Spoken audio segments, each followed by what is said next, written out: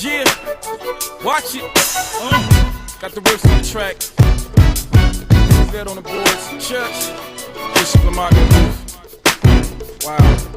Yeah, the statistics shows my ballistic flows generate big cake, not big candles that spaghetti them O's. I'm so ready, how to pack my clothes. I'm so heavy with no D, how them boys. I rock them gators more than Dundee boys. I'm the real raw deal, y'all just still decoys. Like So, and it transformed from fiction into realism, even though it is a work of fiction. For that green like the fabric, no, not from New Orleans, but can you see me, homie? In mic check, check 1, 2.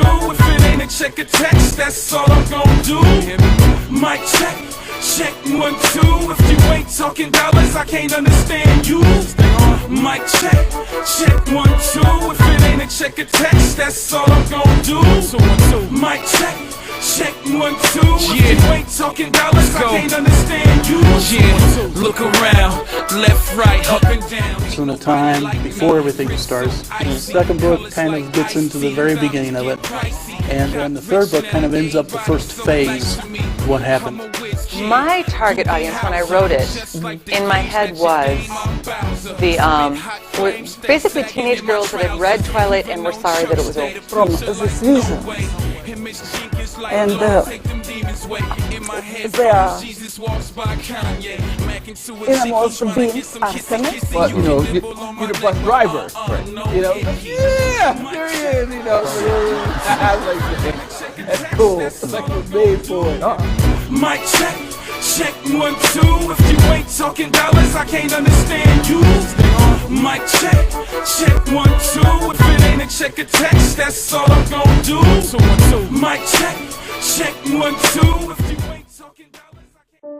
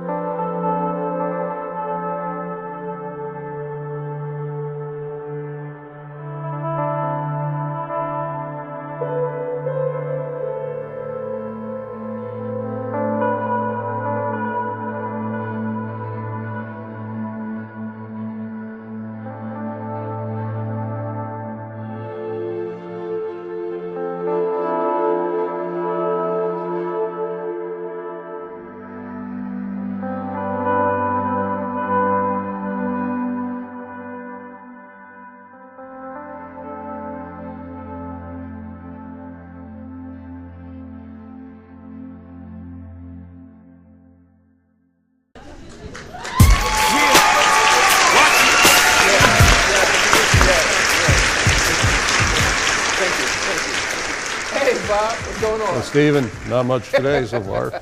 Our political analyst, Bob Vito's. Yeah. Thank you. Yeah. Thank you. By the way, everybody, today is going to be another treat. And again, welcome to APN TV Media. We do have a lot in store for you today. As a matter of fact, it's the topic today. It's going to be wine tasting. No, I did it again. Hey, you know what, Bob? Now, yes. I keep saying wine tasting, but it's not wine tasting. Wine styles. Wine styles. Yes. So that's going to be unique. Everybody used to hear the term wine Right. tasting, but this time it's going to be more unique because we're going to utilize it as wine styles. Okay. Also, our guest on the show today is Nancy, and I'll just do this with her and her daughter, Aiden, are co-owners of Well-Produced Foods and Wines. I think I said that right. Yes, I think you did. Yeah. All right, so you know what? with the well-produced foods and wines, we're going to get this party started. Oh, is that Yes. a term to use? That's it. Okay, but about the conservatives, because we're going to talk about that. Okay. All right, you got it. So everybody, we'll be right back after this.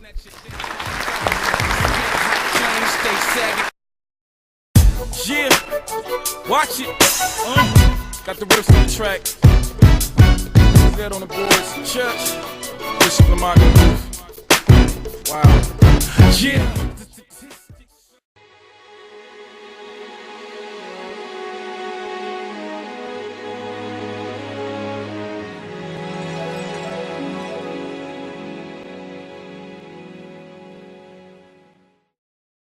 The customer you're trying to reach is not available. Please call back 19T2. The customer you're trying to reach is not available. Please call back. Data transfer complete. The world has turned against this. They have not done it. Oh my God. There has been...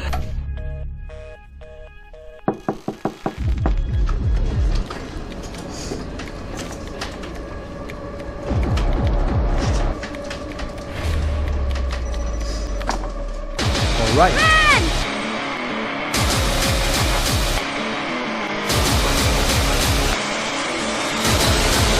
Forgive me, Father, for I have sinned.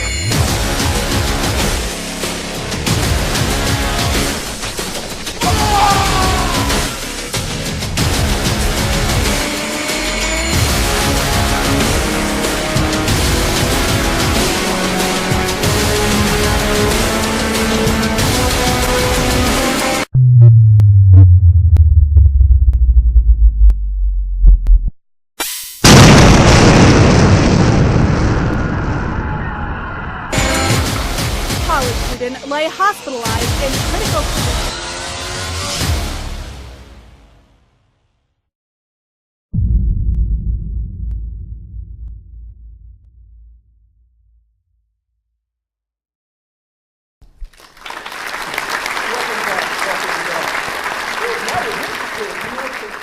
I was thinking about it. Look, I'm prepping myself up. Actually, this is gonna be unique. You know what? I'm looking up because I'm gonna open the door to Nancy. Nancy. Hi. How you doing? And her name is Nancy Garvin. Am I saying that? Garvin, G-A-R-V-I-N. You have it correct. It's just like Marvin, but with a G for girl. Oh, that's pretty cool. I know it's a little uncommon, but it's actually a fairly straightforward name. But you got it correct, Stephen. Thank you. So I hope I did say, Nancy and her daughter Aiden are co-owners of Well Produced Food and Wines. That is correct. Thank you. So you know what? I'm open the doors to you. Tell us a little bit about yourself. The family, because I see that this is a family-oriented industry. I always want to keep saying wine tasting. You have the floor. Okay. So Well Produced Food and Wine is an online retail and review site. I've had a very nice career in wine and luxury food and beverage. I also grew up on a dairy farm in rural Oregon, and it all kind of gave me a nice setup to eventually, right now we're in a really fantastic revolution of food and specialty small batch items. So my daughter and I and other family members decided it would be a great time to launch a website and make some really fun things available to people who might not otherwise have access. In our retail store now, you will primarily see a selection of wines from around the world. There is a heavy slant towards Oregon because that's where we are in the Pacific Northwest. But we also have great wines from Spain, France, Italy, South America, South Africa, really wonderful selections of things. And it's great because we get to do reviews. So we'll write reviews, we'll interview the winemakers and producers and find out about why they're special. And then also we'll pair it with some really fantastic recipes, and we'll review recipes that are out there giving tips for people on when they want to try them at home, and of course, how to pair it with wine. Wow. Wow. Thank you. Thank you. Thank you. You know, I was just sharing with Bob that was trying to go through the Burgundy wine, and I was saying, you know what? Back in the day, mine was actually not too long ago. I loved Merlot, but it seemed like my body chemistry started to change to like in getting accustomed to white wine. But here in Monroe, in our area, we have wine tasting and stuff like that. And I know I threw two other subjects in there. But you know what? I looked on your site. You had a matter of fact, I should open that door also for you, because there was different types of. Matter of fact, you edified me. There was different types of wines. I thought it was 6 different types, but when I went into one section, like the white wine, there were so many varieties. Could you tell us a little bit about the different types of wine? Absolutely, I would be happy to. Because of my background in agriculture, I find that a really interesting topic. And as you explore around the world, what you'll find is one of the things that I brought with us today is gaining a little more popularity in the U.S., but this is a wine from Spain, and the name of the grape is Albarino. It's a crisp, bright, white wine, somewhat similar to a Riesling, but a little bit different.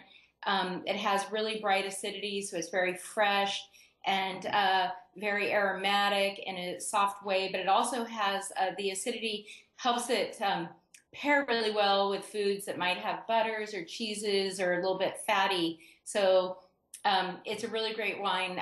We have some producers, probably what you've seen from northern Italy in the Piedmont region, and what you find historically, the wines would just be named after the region, so it wouldn't have a lot of varietal knowledge. And it's only really been in the last 30 to 50 years, especially with the emergence of the kind of what we would call the New World or the North American wine, is that we started calling it by the grape name, which is the varietal name. And then in time, Europe started relabeling their wines and starting to put their grapes on there. So in the Piedmont region, you'll find white grape Arnais. There we have some sparkling producers that have what they call field varieties, and they're grapes that are you can go anywhere around the world and you'll find very obscure varietals that they're very familiar with because they've been growing them for hundreds of years. But here in the US or in our market, we wouldn't really know much about, because either they're not planted here or they're not the big names being Cabernet Sauvignon, Chardonnay, Merlot, and then as you pointed out, with Burgundies, would be a Pinot Noir for a red, and a white would also be a Chardonnay. But when we think of white Burgundy, we don't think Chardonnay right off the top, because stylistically it's a little bit different. But yes. Yeah, so there's still that little bit of disconnect, but it's really fun because we have an opportunity to discuss the lesser known or the other grape varietals. Well, those varieties when I was in the service, I was stationed up there. I actually went TDY to Larwitz, Germany. Oh yes, that's the other side of the Black Forest. Actually, it turned out to be, in the midst of they call it peacetime, but there was a war thing going, a terrorist back then. I mean, that was back in the 80s, actually in 85. And we were at before everybody had closed in on the base.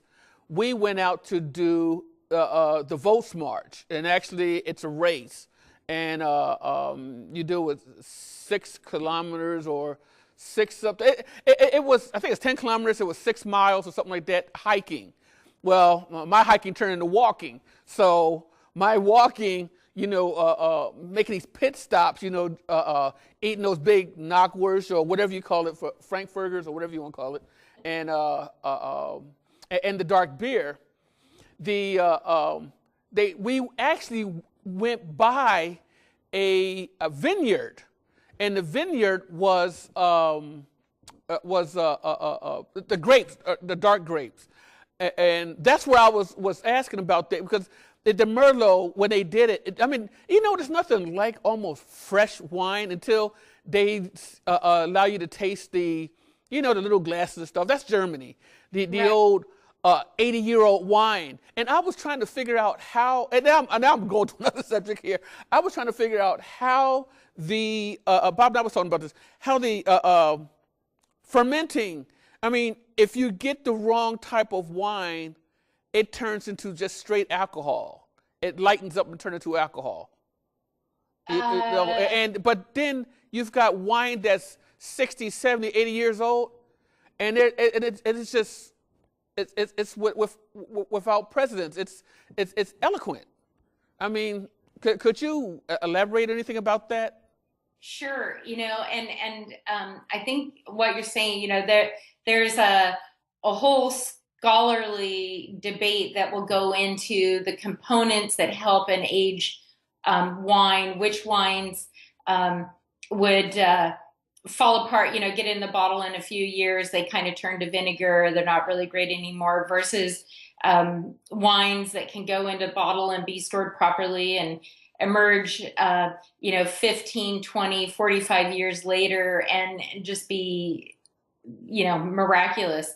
And so there are people who just spend their entire careers studying this, and it's everything with the components of acidity, which is the brightness that will help stabilize it, but also the tannins. So they'll look for wines that you want to age. They'll look for wines that either have real strong tannins, which will hold structure. That's one way. You get it from the grape skins as well as from the oak barrels that the wine would be aged in. And then there's a whole thing from there. You could have oak barrels from the US or from France or Hungary or all kinds of things. And depending on where you get your oak from would be a whole nother layer. And then, so they look for grapes that have good tannic structure, but also you'll find in Germany, and again, you could specialize just in German wines because they have so many styles. It's so complex. They have an amazing history, and they really focus on white varietals. So they're not going to be really tannic. They're not going to be aged in a lot of oak. And the things that you're going to look for there is white varietals that will either be harvested when they're really young and fresh and have bright acidity, not sourness, but the acidity. Component of acidity, like the extreme would be effervescence, but it doesn't have to be that, but it's kind of that brightness that you feel when you take a sip of wine. And then the other is that they also do these ice wines or late harvest wines, where on the other end of the spectrum, they actually leave the grapes to hang late into the season. There's a dehydration of the water that's located in the fruit, and it starts to freeze. And from there, they'll do the crush, and then you have the acidity combined with the sugars that will help stabilize the wine and keep it so that it can be aged for years, and then bringing it back that just amazing experience that you could drink the wine when it's young, but it changes everything when you give it a few years and have the opportunity to taste it when it's mature. Oh, excellent. Excellent. You know what? We'll be right back after this.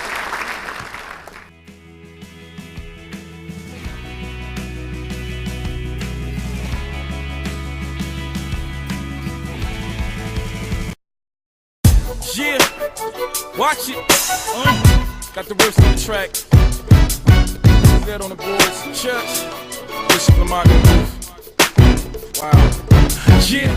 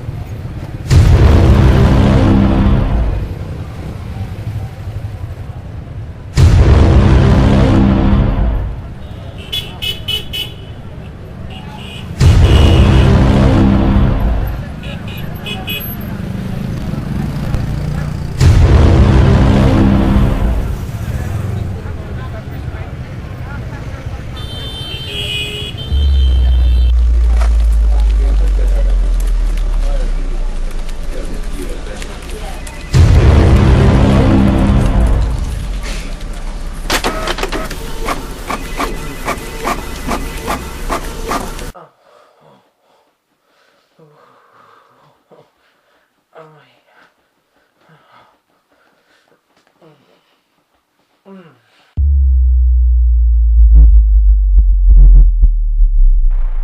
luck on him.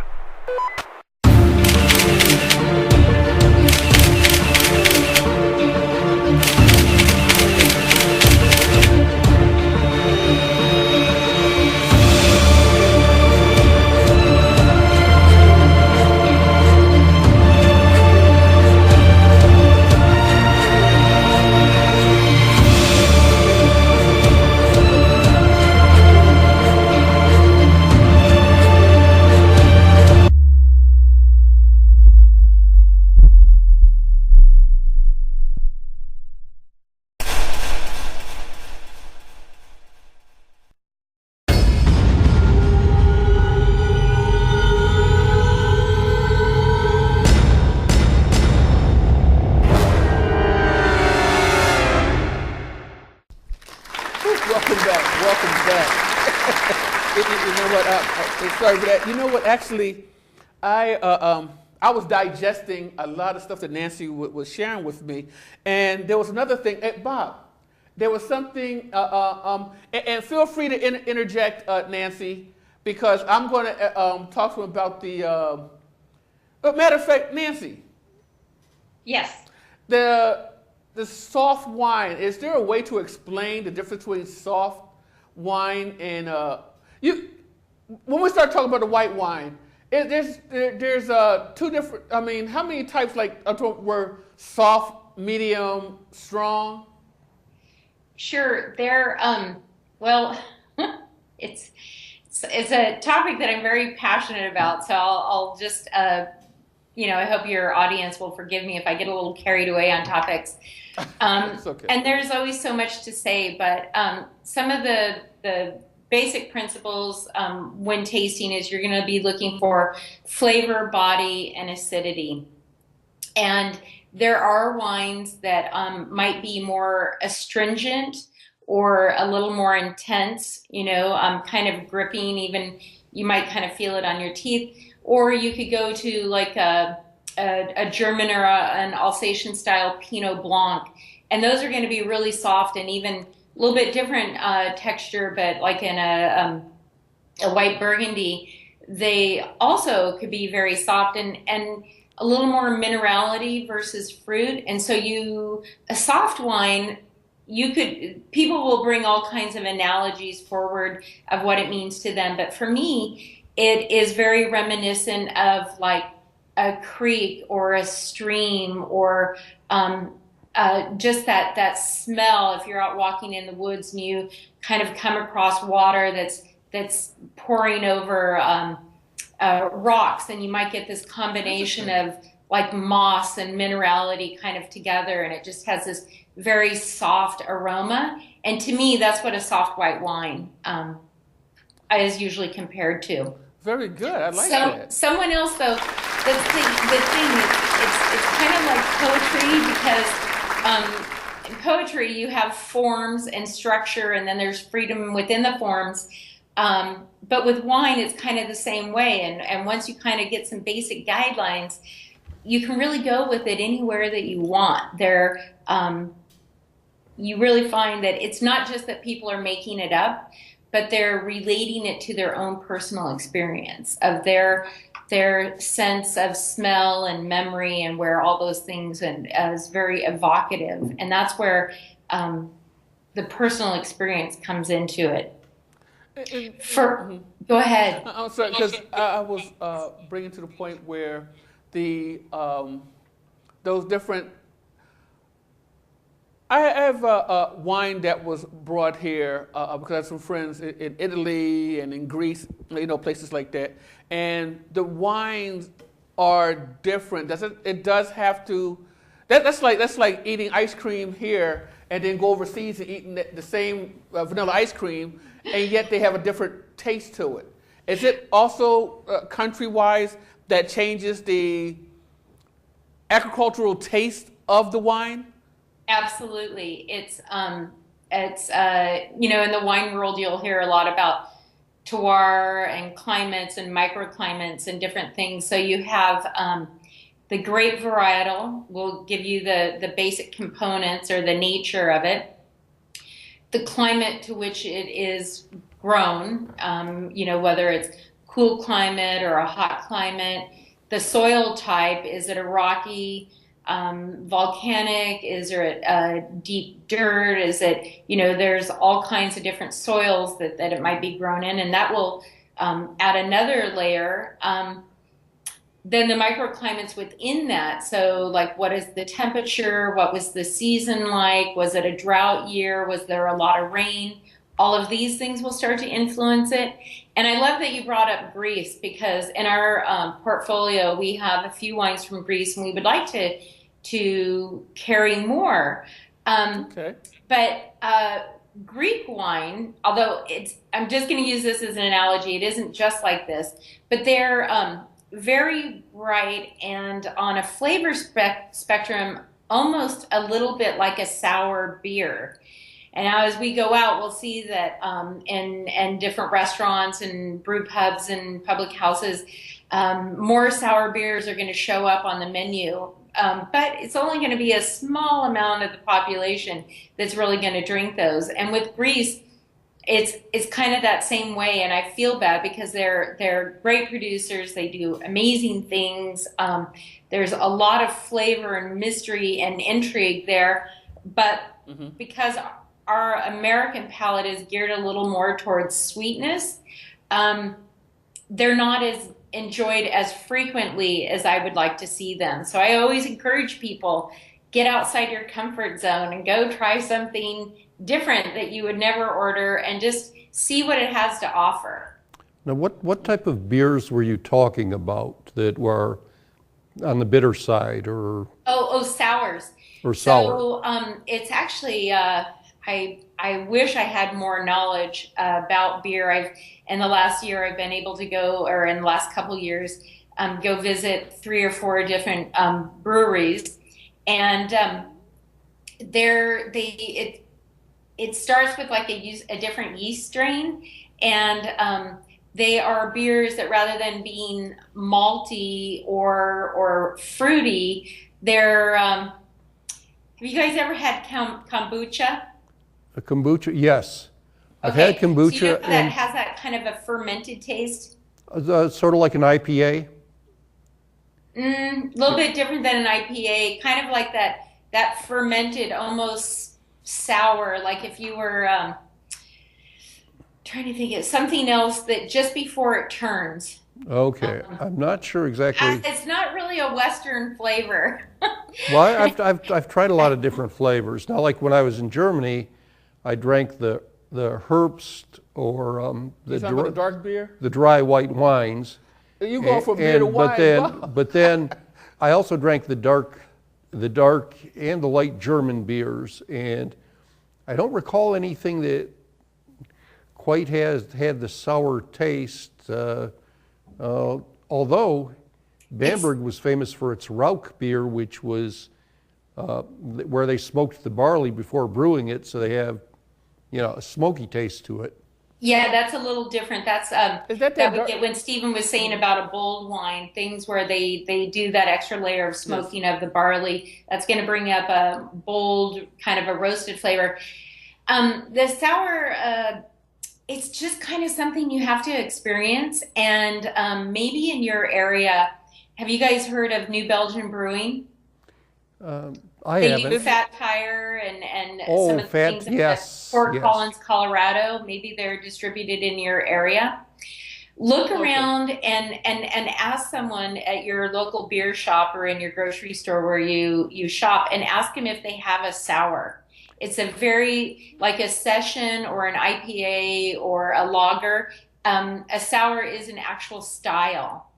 And it's the style is started with the whole fermentation and the brewing process. And I think that I'm not an expert, so I might have stumbled into waters that are a little deep for me, but I think that might be one of the things where regular, beer is usually brewed, it's cooked, and then it goes through its fermentation process. With the sours, it might be, they might change it because I know there's a different fermentation component to it. I just I know can't there's- speak with authority on exactly what that is. But let me let you off the hook here.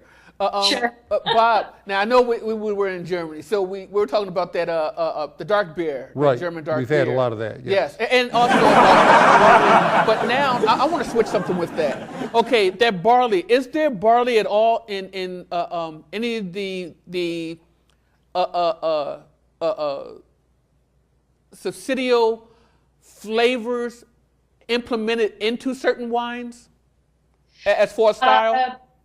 No, so it would be possible. So with wine, although there are some wines in areas where they use other things other than vinifera grape or they actually do I've known some of the infusions. mixtures. That's why. But what's that? Some of the mixtures, because I've seen today's styles that's coming out with these mixtures with the wine. I'm sorry. Reason being is because I'm looking at when they do the mixtures, I can't consider that as one of the basic styles unless I'm old-fashioned about it, because I kind of like that. Yeah, me, I like soft wine. Soft and medium, but I hope I don't mix it up. Start drinking medium, and I want to be respectful of everything that people do. Like if someone feels inspired to add different flavors or things to their wine and try that and see what that is, then I respect what they're doing, and so but I can't speak to it because it's not my areas of expertise. Yes. So with flavors, what it comes down to is everything that is in, say, today I brought a beautiful bottle of champagne from Michel Dervon of Coutry in the Champagne region, and this is a rosé. I brought a Rosso. This is a baby Super Tuscan from Carpenetto. This is the Dogajolo Rosso. It's a combination of Sangiovese at 80% and 20% Cabernet Sauvignon, and I can talk a little more about that. I have a beautiful Mediterranean-style rosé from Provence, from the Tavel, and then not quite German, but a really wonderful vineyard manager is the wife. Her name is Lauren Azold, and her husband Adam Smith have Azold Smith. And they're making wine here in Oregon, but very much with the German style. And this is a white blend that they do that's called Edel. And then, as I showed you a little earlier, I brought the Albarino from, my pronunciation of the Spanish is Palacio de Fefefine, excuse me. Oh. And so I show you those because each of these wines are going to taste quite different. And what it is during the fermentation, the flavors that you would get, and this gets to your question about the barley, yes, is that it's the chemistry, it's the phenol expression, it's the way that the molecules bind. And I am not a chemist or a fermentation scientist, but I've been working with this for a little while and have the access to a lot of people who are experts, and hopefully some of it rubs off. So it is very much possible that you could have a white wine or even a red wine where when you pour it into the glass and it starts to open up, you might get that kind of toasty, golden, malty richness that you would get from barley. But there's never been any exposure to barley itself. It's purely the phenol expression or the chemistry of the wine that brings out all those flavors. So whether you smell chocolate or forest floor or barley or flowers, all of those things, it doesn't have exposure to it. It's where the magic of chemistry and molecules release these aromatics, and it's kind of magic. Actually, yes. Actually, you said it Oh, I'm getting feedback. You know how you when you overdrink something and then you hear the echo? Yes. That's what it felt like. Actually, right, and you said that very well. It's and I was thinking, the moment you mentioned that, I was thinking of that chocolate wine. Mm-hmm. And it doesn't, they don't have the barley, but they have that flavor. They have some type of flavor that gives it that type of aroma, I guess, or that sensuality, that, like you say, chemistry. So it can even be a texture. It can be like not just the flavor, but it can be that kind of really rich, velvety, smooth texture when you're drinking it that is also evocative of the chocolate. Wow. Yes. So what do you think, Bob? Or do you have any favorite wines? You know what? Well, I used to, and I noticed that there was a corkscrew on the screen earlier, and I used to have an Asso. Really? I used to have an Asso cork puller. Which, corkscrew? Well, instead of a corkscrew, this cork puller had two blades. The long blade slid on one side of the cork, then the shorter blade slid on the other side, and you twisted the cork out, and you didn't make any hole in it. The cork came out whole with just as it was put in the bottle, so it was very easy to put back in, and you didn't cork your wine. So is that the invisible wine that we're asking you? But I just threw that out because I'm surprised I don't see more of those around. For the corkscrew? Yeah, the actual... The cork puller, the Asso cork puller. The cork puller. Yeah, watch it. Got the riffs on the track.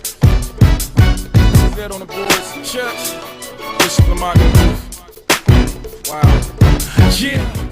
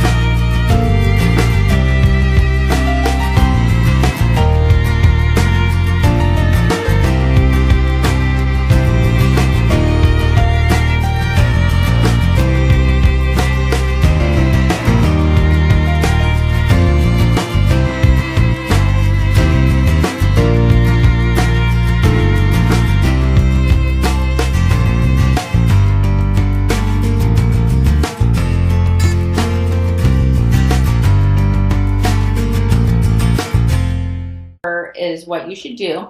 But today, because I like simplicity, but I also like, I do think there are certain things that make a difference. I have brought this glass. It's a very nice glass. It's typical for white wines or rosés. Now from these you can, with Spieglau or Riedel or any other crystal producers, they'll have a variety of different styles. But this is really nice because you get the depth that you need, a narrower lip, and it has a little bit of a wideness at the girth, and that helps get a little bit of oxygen in there and really open up those flavors. So this is a good typical glass that you could use for white wines and rosés. Nancy. Yes. So you're letting me know, I was reading something on here about that. So actually, the glasses really have a purpose than just design? They do. They really do. And I wasn't always a believer, but I have participated in several tastings. And you really only need one or two of these tastings to really know that it's true. Where you'll take the same wine from a bottle and you might taste it in 3 to 5 different types of glasses, and they could be different shape, glass versus crystal, different amounts of crystal, different girths and different widths of the mouth. And it is just remarkable how a really nice Riedel crystal glass that is designed appropriate for whatever it is. Like this is kind of a generic red glass, but I don't have a burgundy glass on hand right now, but a burgundy glass or a Pinot Noir glass is going to be a little wider in the girth and a little tighter up at the lip.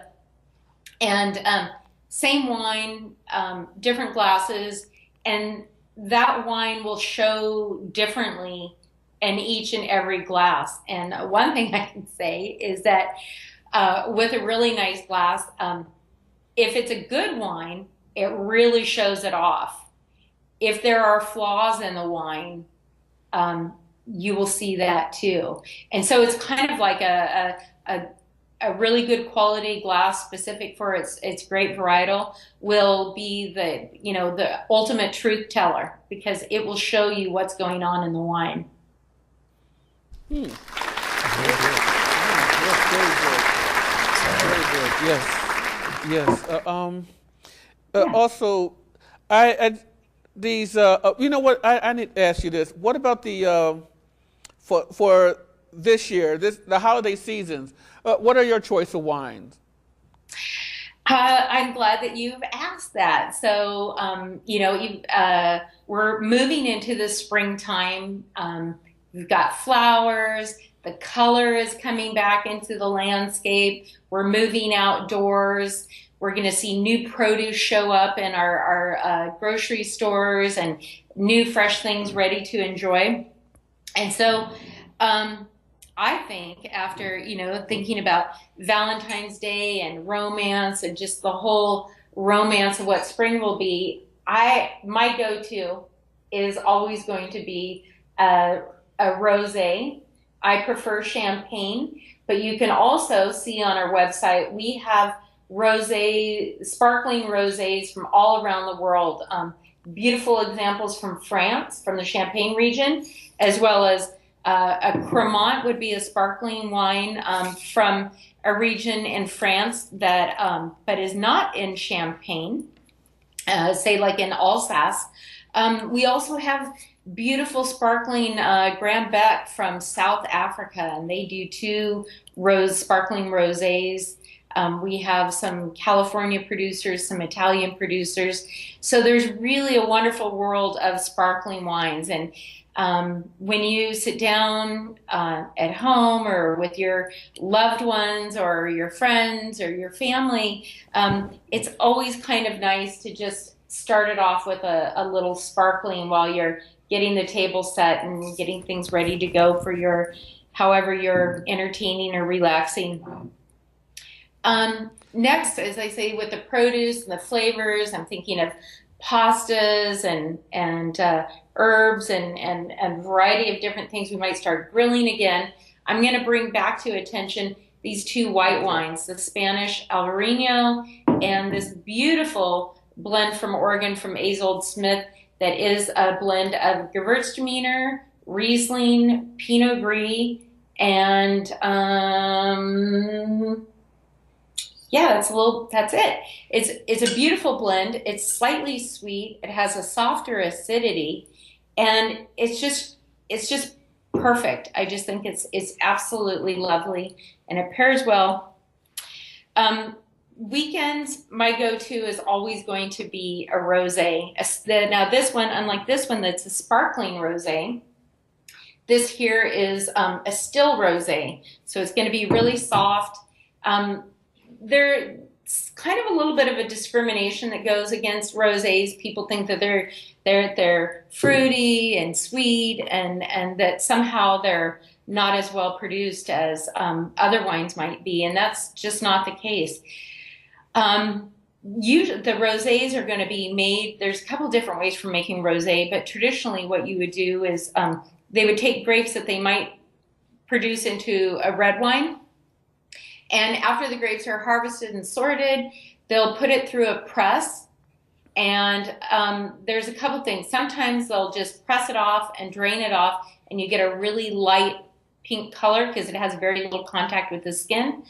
Others may leave the juice in contact with the red skin, and it'll pick up a little more of the pigment, which is where you get the color from.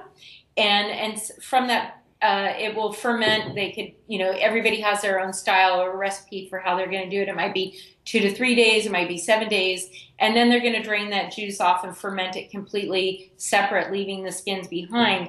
And so with that, you're going to get a little more color, because the color of the wine doesn't come from the juice, it comes from the pigment of the skin. So rosés, I love them. I think they're great. They go well with cheese plates, pasta dishes, potatoes, salads. They're just always wonderful. And if you haven't tried one lately, get on our website, go to our rosé section, and pick out a couple. They're very, very affordable, and I think that people should start. This is one of the things I always harken back to is go try something you've never had. Read a little bit of description about it, see if it sounds interesting, or pick up the phone and call us. Aiden and I are available, and we'll be happy to help you put a box together. And then, again, with the springtime, thinking young and fresh, because I think some of the older, we talked a little bit earlier about older wines, more mature wines, and I think they go really well with, any season, but I say the fall and the winter time is a good time for mature wines. This Dogagiolo from Tuscany is, it's from a great producer, Carpenetto. Like I said earlier, the traditional grape out of Tuscany is the Sangiovese, and they're amazing strawberry minerality, beautiful body, soft texture. But back in about 2000, Italy wanted to kind of get in the game with other grape varietals and see if they could get a bigger part of the market. And have you guys heard of Super Tuscans? No, not at all. Not at all. Okay, so in about 2000, grape producers and growers in Italy started putting in more Cabernet Sauvignon and Merlot. Okay. And believe it or not, over there, because of the DOC laws, they had to change the laws to allow them to grow those grapes because they were non-traditional in the area. Now, this wine that I have here, it retails for under $20, and it's what's called a baby Super Tuscan. And what that means, so a Super Tuscan is a wine that comes from Tuscany that has a big jolt of Cabernet Sauvignon to it. So they're bigger, they might be exposed to more oak and things that just kind of really boost them up. It's like wine on steroids kind of a thing. And if that's what you're looking for, then great. I'm a little more of a traditionalist, but I really enjoy this one. It's young, it's fresh, and it's really fun. So you know how we've been talking about different capsules and cork pullers and things? Yes. This particular one, I don't know if you can see this, it's a beautiful capsule. This is a screw top. It's that easy. So this wine is very affordable. It's fresh. It's wonderful for the springtime, especially if you're going to start grilling and get out the barbecue, or can hold up to spiciness or kind of the rich fattiness that you might come with grilling. And it's just super easy. You don't even need a corkscrew. You can just open it up. It's ready to go. It's the 2014 vintage, and it would be fine if you matured it and you let it lay down, but why? It's ready. You can just enjoy it. You just take the lid off and get your glass by the stem and go ahead and just pour yourself. A general pour is about 5 ounces and something about like that. And voila. Wow. Ready to enjoy. Thank you. That was definitely incredible. We're running out of time, but we would love to have you do this again. if you don't mind, coming back to show us some more and edify us on the different styles and the flavors, and that's incredible. Stephen, it would be so much fun to come back. I can bring 5 different wines or 3 different wines, and we can explore different flavors for different seasons, and maybe even pair them with a particular recipe if you have something. Thank you. And everybody, I'm sorry. And does do the foods you sell go with the wines? Right. We do have food. We saw that on your site. So right now we're writing food reviews. Our well-produced food and wines. Our website is wellproducedwines.com. It's a little shorter and easier for people. We encourage people to go there and visit our reviews. We're about 9 months old right now, and so we have olive oil available and some other pantry things. We do hope to have more food in the near future, but right now with food we focus more on reviewing recipes and different seasonal dishes for people to prepare at home to be enjoyed with the foods that to be enjoyed with the wines that they can purchase from us.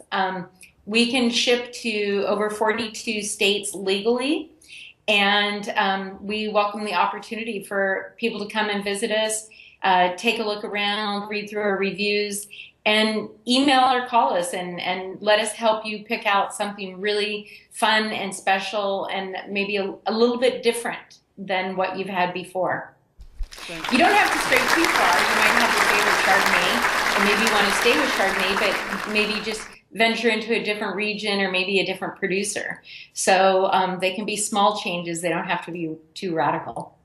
Thank you. We have all that radical politics going on, and I didn't let Bob talk. From Bob with the radicalism of it. But anyway, thanks. Anyway, everybody, we'll be right back after this. Yeah, watch it. Got the riffs on the track. That on the boards. Church. Bishop Lamar. Wow. Yeah.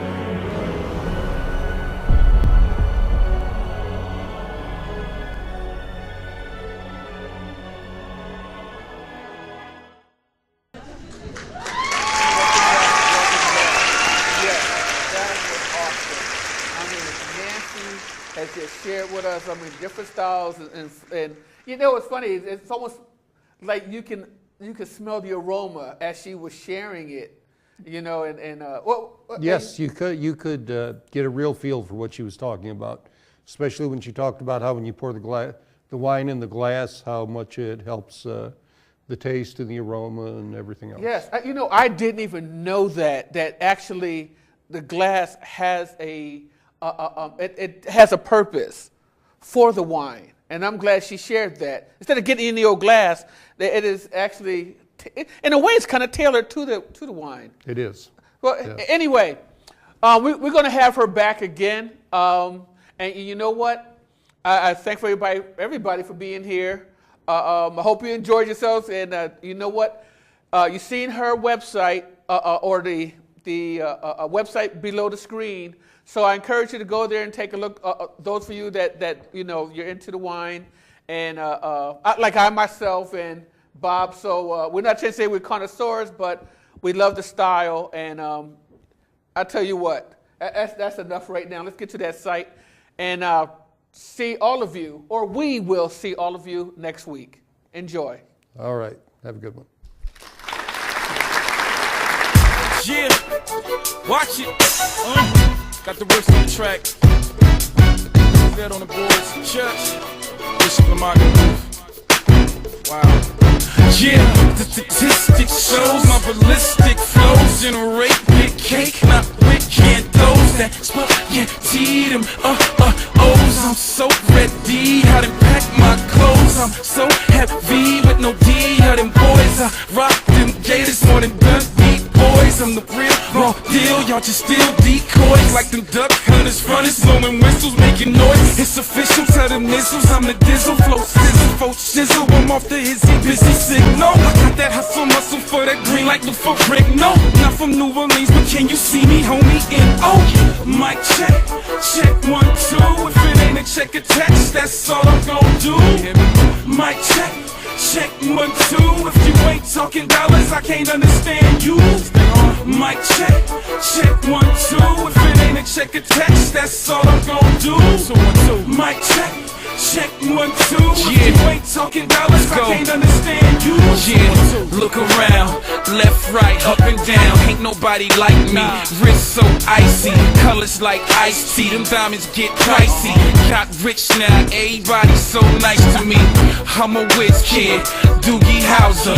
Just like the game, snatch your dame, I'm Bowser. Spit hot flames, stay sagging in my trousers. Even on church day, the preacher like no way. And Miss Jenkins like, Lord, take them demons away. In my headphones, Jesus walks by Kanye. Macking to a chickie, trying to get some kissy kissy. You can nibble on my neck, but no hickey. Mic check, check 1, 2. If it ain't a check attached, that's all I'm gon' do. Mic check, check 1, 2. If you ain't talking dollars, I can't understand you. Mic check, check 1, 2. If it ain't a check attached, that's all I'm gon' do. Mic check, check 1, 2. If you ain't talking dollars, I can't understand you. Baby, I'm the bomb diggy. Girls be begging for another chance like I'm Biggie. I run the city, call me P. Diddy. My life's Whoopi Goldberg, it ain't nothing pretty. It's been a long time coming, this ain't happened quickly. Overnight, try more like over and over into the morning light. Steady trying to get it right.